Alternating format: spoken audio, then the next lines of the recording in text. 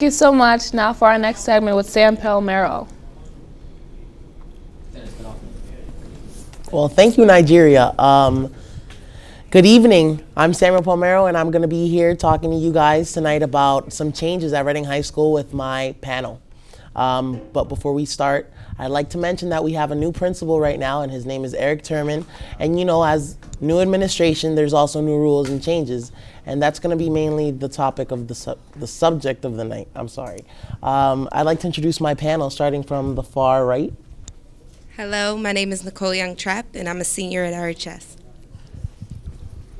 Hello, my name is Randy Caban, and I'm also a senior at Reading Senior High School. So, guys, to start off the night, I'd like to ask you, how do you guys feel about the new rule changes at school? I think it's a positive change.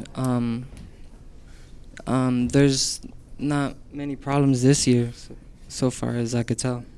What do you think about it, Nicole?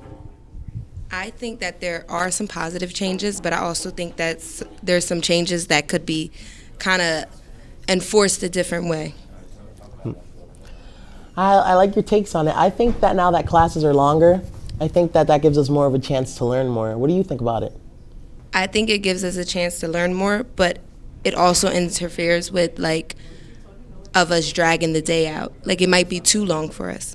What is your take on this, Randy? Well, I think it's a great idea, having more time on important classes like math and reading, but it also gets into our break time, lunch. It's a very important period, and we only have a certain amount of time to eat with a big amount of students. Well, now that you got into the subject of lunch, let me ask you. Of course you know that we went down from 4 lunches to 2. So how do you feel on that? Now that we only have is it 25 minutes if I'm not mistaken for a lunch period? And we have 2 of them. It's 30 minutes. I feel as though it's difficult because the lines are still long, obviously, but we do have a senior CAF now, but it's not really making a difference, I don't think, because the lines are around the corner, down the hall and around the corner, and we only have 30 minutes to eat. So by the time the last student gets their lunch, they have about 5 minutes. Oh. Well, Randy, what do you think about this? Well, I kind of agree with what Nicole is saying. We have a big amount of seniors in a small room of senior CAF, and we have a certain amount of time to eat, and it's really cutting down to our next period class, which we run out of time. Okay, cool. Well, how do you feel about IDs? Now that the new rule changes, they're a must. It's mandatory. You can't get out of wearing them. What do you think about them? Whoever would like to talk. I think that the IDs are they are a safety thing. I kind of like the lanyard. I like having my own lanyard. I don't really like the Reading High lanyard, so it's good that they let us have our own lanyard. I don't get the point of it. We only use it for lunch, so. Oh, so what you're saying is you feel more like an individual because you have your own lanyard? I like that. Yeah, a more creative individual because we get to have our own lanyard. But also our IDs do say senior, so that's a pretty good look. I think if all the IDs had senior, junior, sophomore, freshman, that'd be kind of cool. Well, let me ask you, since you're a girl, Nicole, how do you feel about the new dress code? The dress code, you should obviously know what to wear to school. You can't have short shorts. Of course, they're going to address you with it. Your shirt should be covering your But how do you feel things. about this? Would you be offended if you got sent home? Honestly, do you think they're taking care of it well? Honestly, I think they are approaching the situation very well. Of course, it's obvious you can't wear things to school, so why do it? Or you're going to get sent home. Oh, I like this. Now, Randy, you've been kind of quiet, my friend. Let me ask you about tardies. How do you feel about it? Well, it's essential. Right now with the economy, our education is very important, and we can't be late for some of our classes.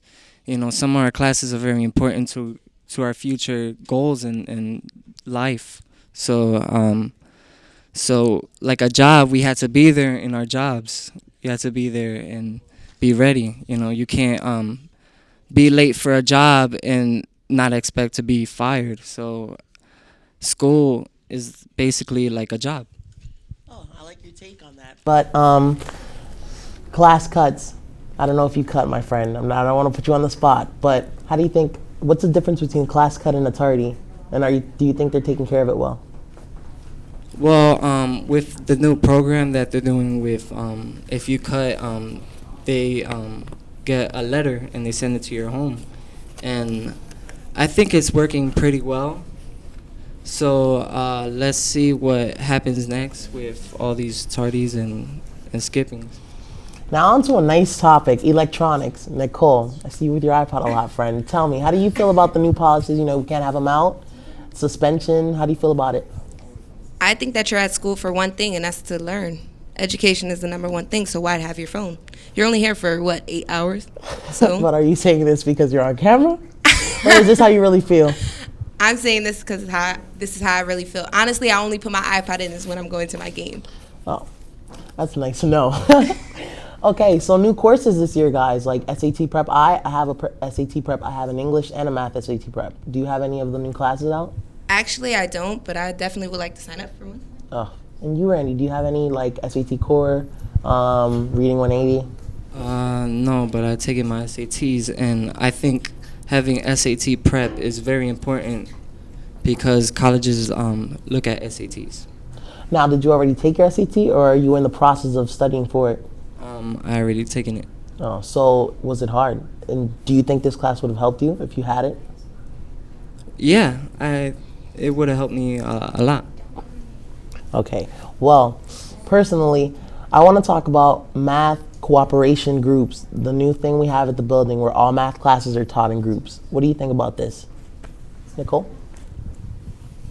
I think it's positive, but it also is like you get lost in the crowd because what if your group doesn't know what's going on and you do? It's like, okay, I know, but they don't, so do I let them copy or how do I teach them Well, if I'm not the teacher? Well, true. But personally, I think, Nicole, doesn't that mean that you should step up and help them more and, help them with their skills? Sure, and I think- could work on it. I think everybody would benefit from that. I know personally, I've learned a lot this year just being in a little group. The teacher always says, oh, ask your group. And then, you'd be like, oh, well, what if they don't know? But, you eventually you learn to work out the problem with each other. I mean, if you have a nice little group, you can talk it out without being rambunctious. Right, definitely. I never looked at it in that type of way, so. What do you think about it, Annie, before we get off the subject? Well, the whole idea of having a group in math is also a good thing, but also a bad thing, because if your group gets lost, and that's a very bad thing. If your group gets lost and you're asking for the teacher for help, and he tells you go to your group and ask them, and they don't know, that's a big problem. So in math and reading, you work individual. You get a report card that only says your name, so your group is not always gonna be there for you to help you.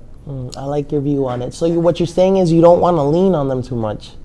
Exactly. Okay, cool.